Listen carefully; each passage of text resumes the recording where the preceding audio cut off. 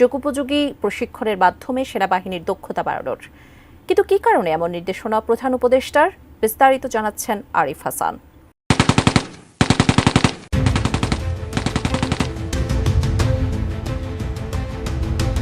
হঠাৎই শত্রুপক্ষ হামলা করে বসে বাংলাদেশের ওপর। দেশের সার্বভৌমত্ব রক্ষায় বাংলাদেশ সেনাবাহিনীও যুদ্ধে নেমেছে।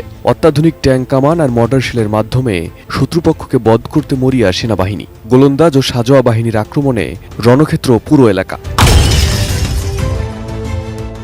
আবার সেনাবাহিনীর সঙ্গে যোগ দিয়েছে বিমান বাহিনীও।